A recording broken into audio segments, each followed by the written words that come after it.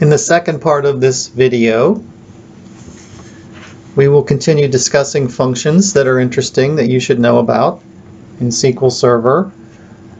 Before we do that, let's go off on a little tangent and talk about best practices in general terms.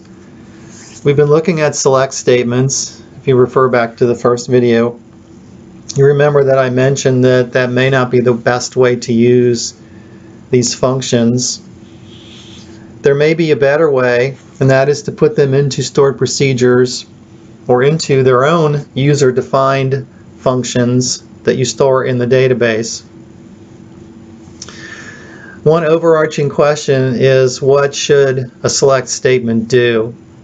And what should a select statement not do?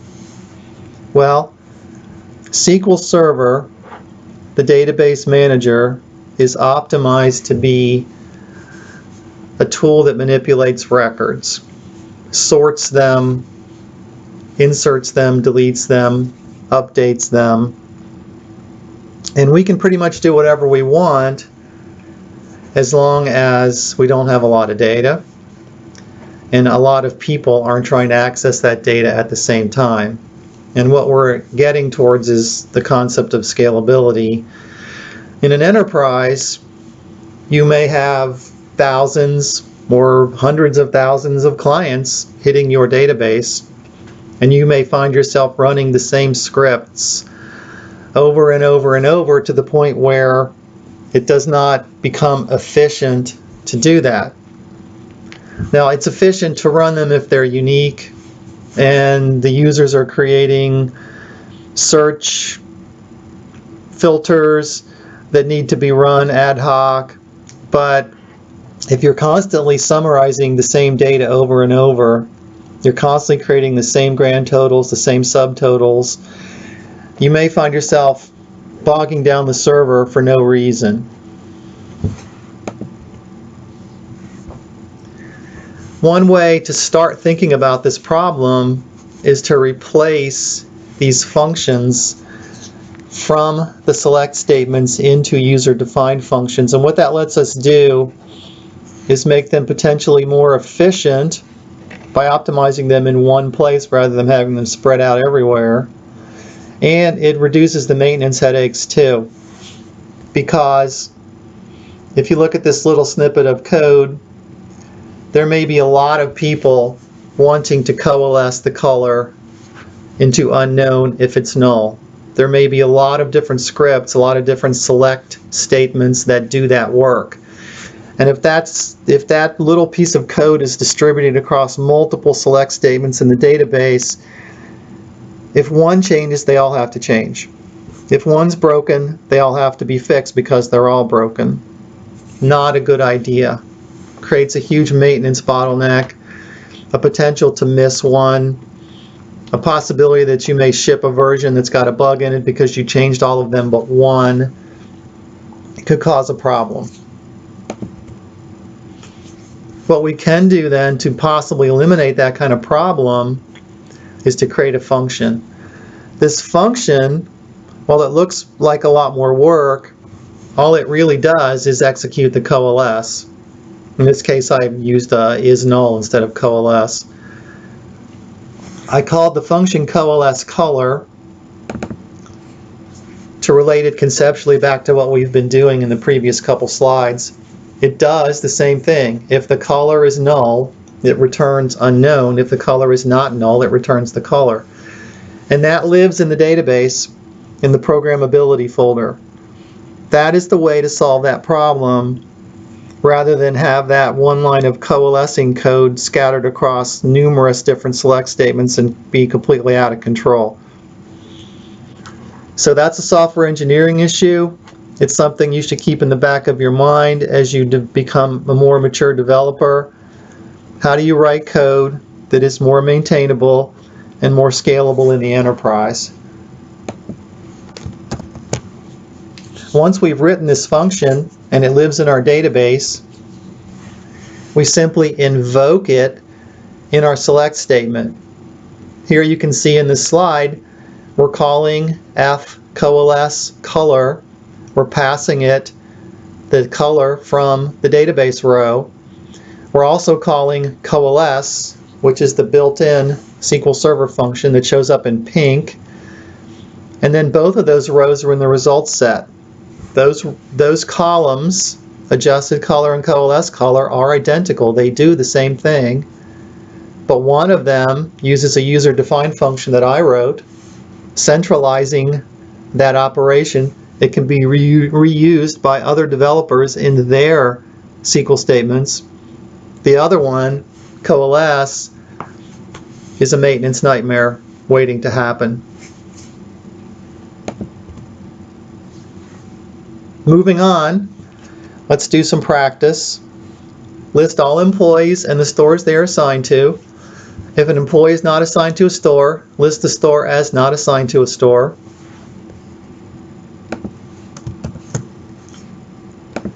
List first name, last name, and store. Order by last name, then by first name.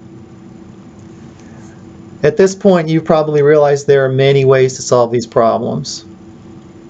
Hopefully, in the spirit of this topic, we're going to use the functions that we've already talked about.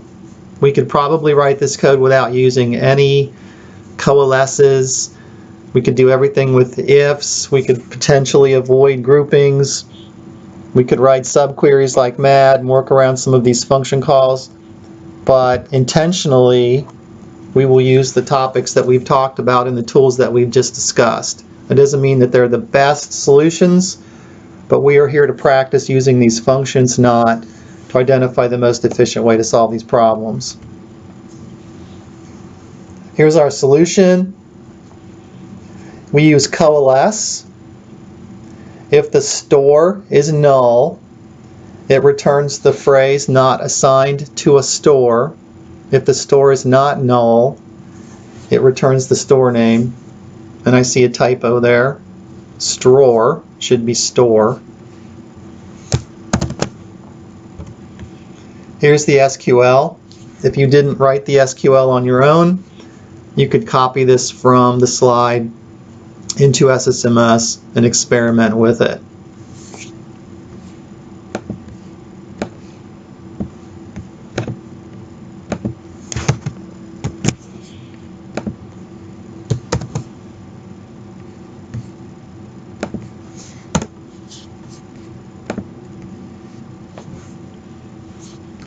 The assigned store column either contains the name of the store to which the employee is assigned or the phrase not assigned to a store. If we take this out,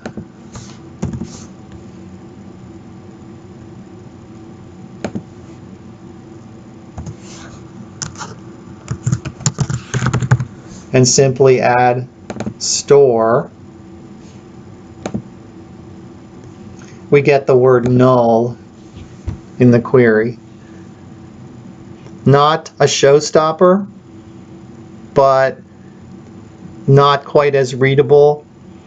Again, as we've talked about before, you will not be giving this to an end user, chances are. There is a very, very high probability, if you're doing things the right way, that this query will never end up in the hands, at least the results set, will never end up in the hands of an end user. So this query result set will go through many more layers of processing before it actually makes it to a web page or a report or a desktop app. So the word null is not a showstopper. It's not going to break anything because somebody else will take this query and build it into their application for their purposes. But it is nice to be able to know how to do this. It is nice to be able to replace a null value with a string or with some other value if you need to know how to do that. But I don't want you to get hooked on it. I don't want you to think that it's going to be something that you absolutely have to do, because there are other developers at other levels in the project on which you're working that will be able to do this as well.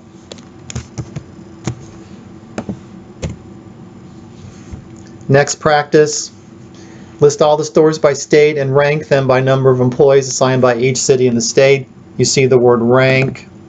I'm pushing you towards using the rank function. If you haven't written this one yet, I suggest that you stop the video right now and go ahead and write it as practice. I'm going to continue on. Hopefully you've had time to do that. Here's the solution. We use the rank function. We partition by state. Within each state, we order by number of assigned employees. That gives us a nice partition and a nice value to rank on. In the results set, Ohio starts at row 4. It has Amelia, Cincinnati, Columbus, Glen Estee, Hillsborough, Batavia, Mount Ora, Portsmouth, Waverly. The ranks are 1. There's 2 with a rank of 2 because we have 2 cities with 3 assigned employees. There are 1, 2, 3, 4, 5, 6 cities with a rank of 4 because we have 4 cities with no assigned employees. The ranks are interesting the way we're using rank here because it skipped rank 3 because there were 2 tied for second place. First place is rank 1, second place is a tie, so they both get 2s, and then we skipped to 4 because we didn't have a 3 since there were 2 tied for second place.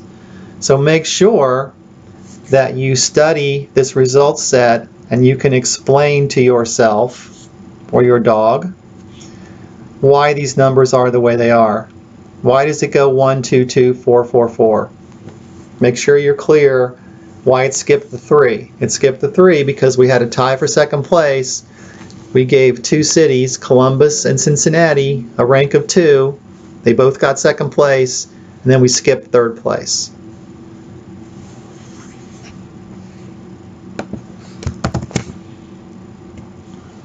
Here's the code for the previous solution. You're welcome to grab that and paste it into SSMS. This is a very simple and accessible example of rank and how the numbers work out when you do a rank. How about the ROLLUP function? We can create subtotals and grand totals, and I like to use COALESCE in conjunction with ROLLUP because it lets me eliminate those null values in those subtotals and grand totals.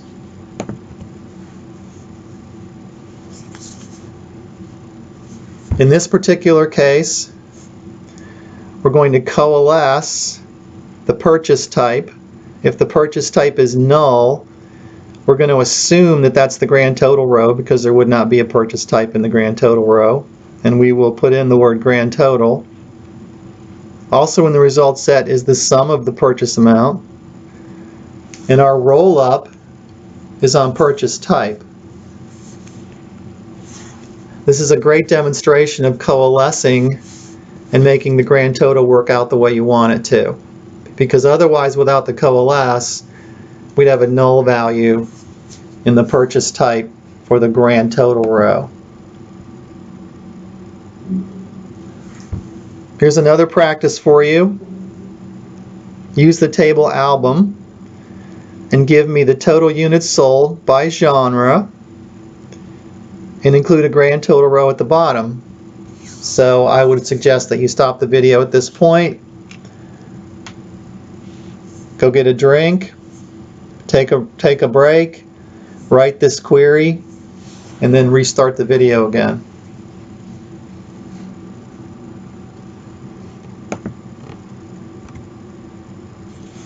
Here's my solution. I'm coalescing the genre because on the grand total row the genre would be null since it's all the genres put together. I'm summing total units sold and I'm grouping by roll-up on genre. So within each genre I get total units sold. If you look at this closely, you hopefully will realize by now that everything we've done here except the grand total we could have done just by traditional aggregate queries that we've already seen in previous lessons. We can add by group, we can group by genre, and we don't need the roll-up. But to get the roll-up, we throw in the grand total, and it works pretty good. I'm still not happy though. I hope you're not either, because they're not ordered very well. They're not in alphabetical order. Or are they? They're in alphabetical order, but I'd rather have them in units sold order. Again, just a function of your customer and what they might want. So instead of letting SQL Server take over and enforce this order by genre, country, easy listening, pop, reggae, rock, those are in alphabetical order, I would rather see them in order by total units sold, either ascending or descending, and that gives me more control. And as you expected, here it is. So I add an order by on the sum of units sold, and I still end up with the grand total at the bottom because the grand total is going to be bigger than any of the individual total units sold. Pretty easy solution there.